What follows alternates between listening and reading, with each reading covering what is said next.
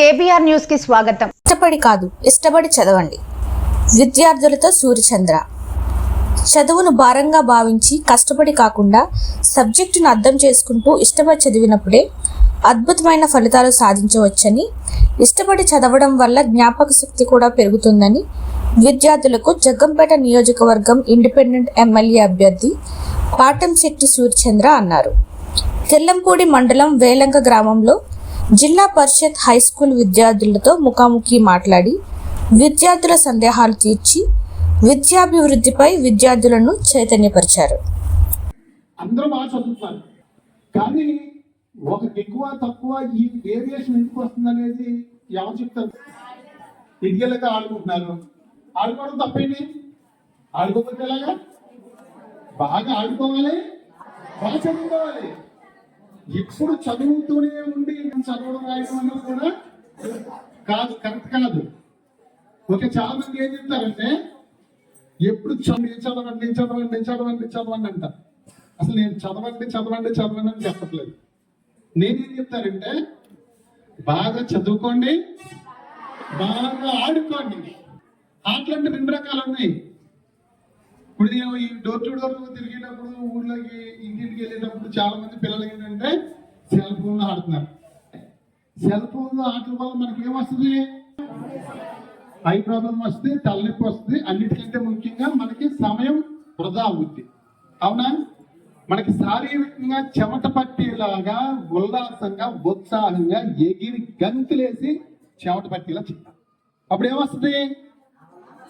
ఆనందంతో పాటు చక్కటి ఆరోగ్యం వస్తుంది. బాగా చదువుకోవాలి, బాగా ఆడుకోవాలి.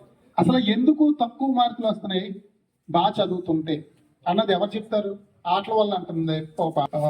ఇంకా చెప్పాలి అమ్మా, సెల్ ఫోన్ల వల్ల కొంచెం, ఇంకా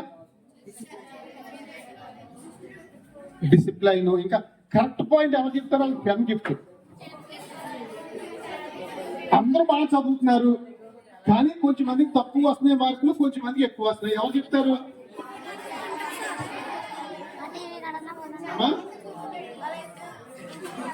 ఇంటికి వెళ్ళాక చదవట్లేదు. ఓకే, ఇంటికి వెళ్ళిన తర్వాత చదివిన వాళ్ళకి కూడా తక్కువ మార్కులు వస్తున్నాయి.